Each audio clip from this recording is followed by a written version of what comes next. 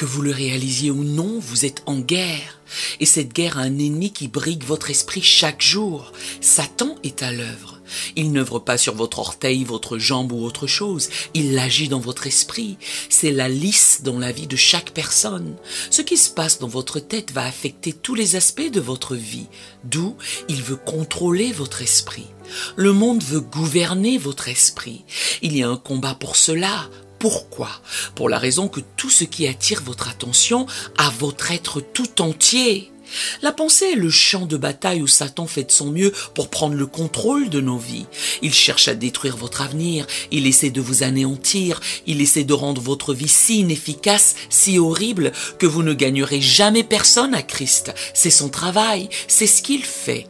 Il veut vous tirer d'un côté, tandis que Dieu vous amène de l'autre. Il ne vous a jamais fait du bien, il vous a menti, il vous a trompé, vous a fait des promesses dont pas une seule ne s'est réalisée. Le diable est un menteur, il est père du mensonge. À quelle vitesse reconnaissons-nous une attaque ennemie? Combien de temps supportons-nous les absurdités du diable avant de prendre la peine de nous écrier « Je sais ce que tu essaies de faire et tu ne le feras pas ». Peu importe le mensonge que tu profères, voici ce que la parole de Dieu déclare et c'est ce que je crois. Satan ne vient que pour dérober, égorger et détruire. Jésus, lui, a dit « Moi, je suis venu et je suis si heureux qu'il l'ait fait, afin que vous ayez la vie, que vous en jouissiez et l'ayez en abondance jusqu'à ce qu'elle déborde. Apprenons à faire ce que la Bible conseille dans 1 Pierre 5. Résistez au diable dès le début. Le meilleur moment pour gagner le combat est avant l'attaque. Psaume 119, verset 112 énonce « J'incline mon cœur à pratiquer tes statuts toujours jusqu'à la fin. » À moins que vous n'en arriviez là, vous n'allez faire que trébucher à maintes et maintes reprises. J'incline mon cœur, c'est-à-dire j'ai pris ma décision, c'est un choix. J'ai décidé d'obéir à tes lois pour toujours, quoi qu'il arrive. Soyons très clairs. Satan ne peut pas vous forcer à faire quoi que ce soit.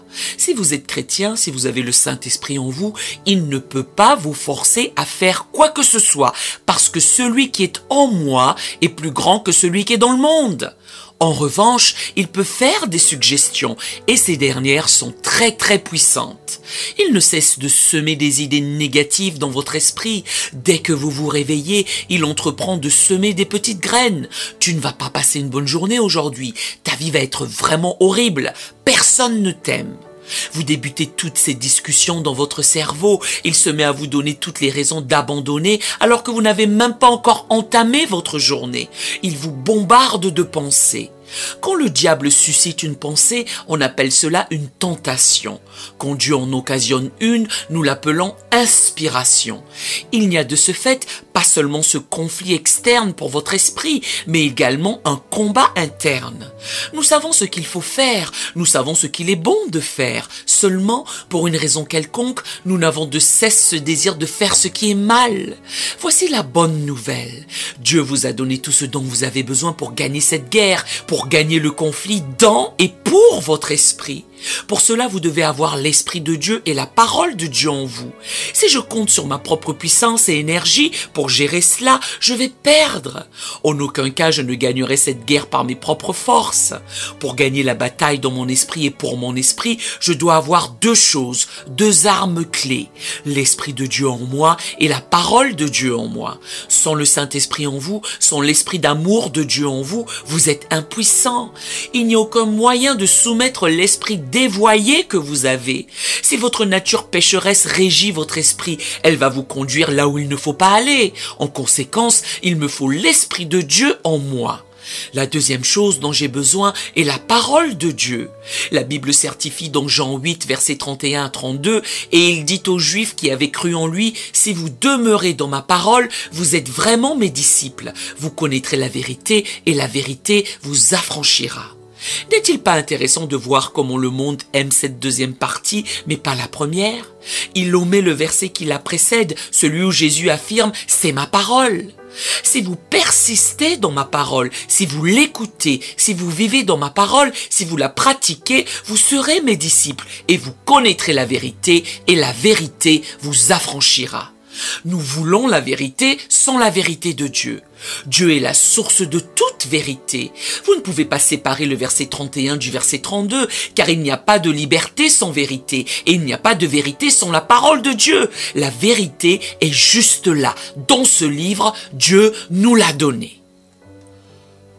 Bien que l'esprit soit essentiel, il peut être facilement trompé par le diable, à moins que vous ne l'imprégniez de la vérité de la parole de Dieu. Nous devons apprendre à comparer nos pensées à la parole de Dieu.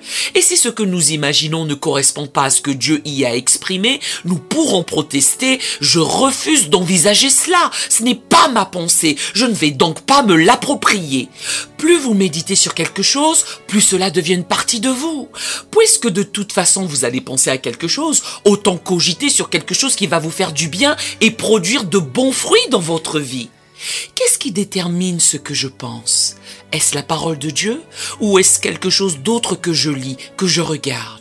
Je pense au nombre de personnes qui s'assoient et qui ouvrent leur esprit à une émission de télévision, aux nouvelles ou à quoi que ce soit d'autre, sans se rendre compte qu'elles sont assises là, en train d'être programmées dans leur esprit à penser d'une certaine manière. Je préférerais que vous soyez programmés à penser de la manière dont Dieu pense, programmés à comprendre la parole de Dieu, à vivre d'une manière qui soit agréable et honorable à Dieu. Ce que nous pensons, ce que nous choisissons de penser est l'une des choses les plus décisives de notre vie. J'ai décidé que je voulais avoir un bel esprit. Je veux avoir un esprit qui glorifie Dieu. Je veux avoir de belles pensées. Je veux avoir de bonnes opinions à propos des gens. Nous n'avons pas à avoir des pensées de jugement, de critiques, toutes sortes de pensées nauséabondes sur les gens ou ruminer sur nos problèmes tout le temps, sur ce que nous n'avons pas. Si vous changez vos pensées, vous changez le monde. La question est, que mettez-vous dans votre esprit? Prenez la bonne nouvelle et nourrissez votre esprit de la paix de Dieu. Si je veux avoir de bonnes pensées, des pensées saintes et justes, cela s'amorce dans la tête. Nombreux sont ceux qui y perdent le fil. Ils n'ont pas de bonnes pensées, de pensées saintes, ils pensent qu'ils ne valent rien et annoncent « Eh bien, vous savez, je n'ai jamais eu d'opportunité, je ne serai jamais comme ceci, oh, je ne suis que ceci, je ne suis pas cela ». Ne vous envisagez pas moins que ce que Dieu pense de vous, car il est mort pour vous. Qu'importe ce que quelqu'un d'autre débite sur vous, vous êtes un enfant de Dieu une fois que vous avez accepté Christ comme sauveur. C'est nous qui déterminons ce que nous allons devenir, puisque tout vient de notre façon de penser. C'est la raison pour laquelle des gens peuvent sortir de nulle part, avoir vécu dans les pires des situations ou circonstances. Vous présumez alors qu'ils ne réussiront en aucune circonstance dans leur vie. Malgré tout, ils excellent, brillent, triomphent au-delà même de leur imagination. Pourquoi? Ils se sont mis à penser correctement à propos d'eux-mêmes, à propos du Seigneur et de sa place dans leur vie. Dieu s'intéresse davantage à transformer votre esprit qu'à changer vos circonstances. Or, nous voulons que Dieu chamboule nos circonstances, nous voulons qu'il enlève tous les problèmes, toute la douleur, tout le chagrin, toute la souffrance, toute la maladie, toute la tristesse. Dieu répond « Oui, je sais que c'est important. Cependant, ce qui est fondamental est ce qui se passe en toi. Transformer ta pensée est ma préoccupation majeure. Cela passe en priorité sur modifier ta situation. » En effet, rien ne se passe dans votre vie tant que vous n'avez pas renouvelé votre intelligence. Aucune transformation n'a lieu, aucun bouleversement n'a lieu dans votre esprit ou dans votre vie jusqu'à ce que vos pensées se renouvellent. Nous ne pouvons ni contrôler les autres, ni maîtriser nos circonstances. Nous allons y faire face d'une manière ou d'une autre. Seulement, je pense à la façon dont cela nous affecte, au fait qu'un nombre considérable de gens sont là où ils sont à cause de mauvaises pensées, et ils n'aiment pas où ils sont. D'autres sont là où ils sont grâce à une bonne pensée. Toute modification que je veux effectuer, en mieux ou en mal, s'ébauche dans votre esprit. Le changement commence dans votre cerveau, pas dans votre comportement. Le changement commence dans votre cervelet, pas dans vos circonstances. Le changement commence en vous, pas en dehors de vous. Vous ne commencez pas par changer votre comportement, vous commencez par changer la façon dont vous pensez à ce que vous voulez changer. Tout commence dans votre esprit. Notre esprit est la tour de contrôle de notre vie. Tout ce qui y arrive commence là. Toutes nos décisions sont là. La vérité est que ce que nous sommes aujourd'hui est le résultat de ce que nous avons pensé pendant toutes ces années. La Bible révèle que l'homme est comme les pensées de son âme. Si vous n'aimez pas ce qui se passe autour de vous, vous devriez peut-être vous poser la question suivante. À quoi est-ce que je pense? Qu'est-ce que je pense de moi et des autres? Ce à quoi nous pensons est véritablement ce qui nous domine. Par exemple, notre relation avec Dieu, notre relation avec les autres, notre sens de l'orientation dans la vie, tout ce que nous accomplissons, nos échecs dans la vie, tout cela est le résultat de la façon dont nous réfléchissons. Si vous rabâchez tous vos problèmes, que vous en faites une liste mentale et que vous délibériez sur ce que vous n'avez pas, vous allez sombrer. Vous pouvez sortir de la servitude grâce à votre pensée. Nous avons la pensée de Christ.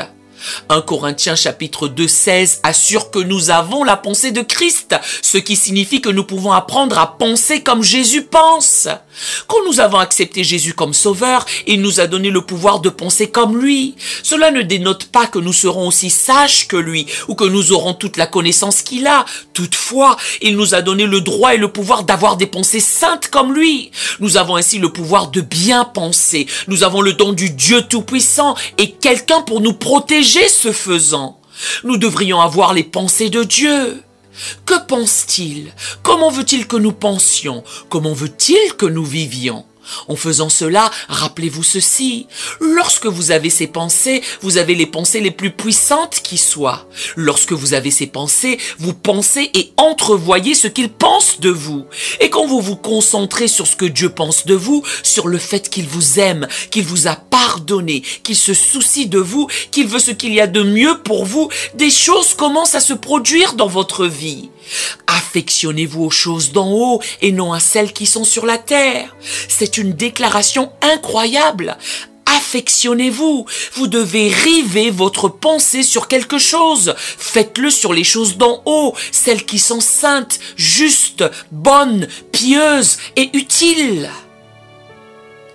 Tout ce à quoi nous cogitons est ce que nous allons rechercher, poursuivre. Nous devons apprendre à penser délibérément des choses qui vont nous être bénéfiques. Pensez à Jésus.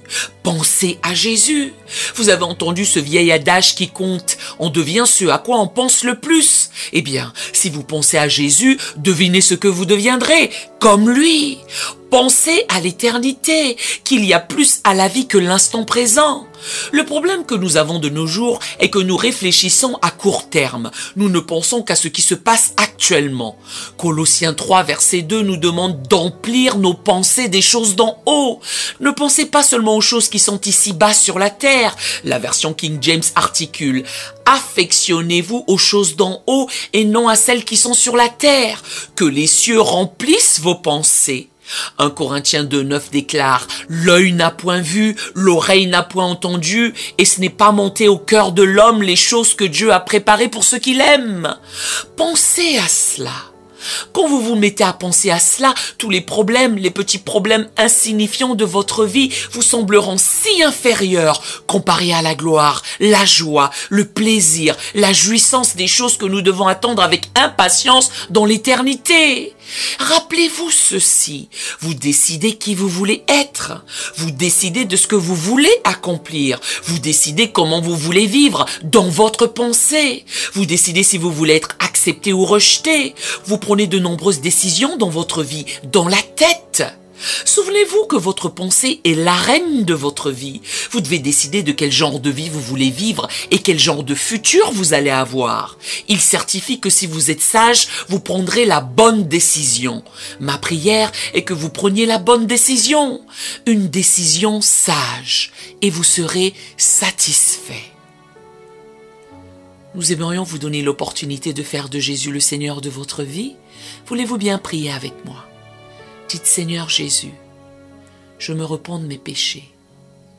Viens dans mon cœur. Je fais de toi mon Seigneur et Sauveur. Par cette simple prière, nous croyons que vous êtes né de nouveau, allez dans une bonne église qui est basée sur la Bible, donnez à Dieu la première place.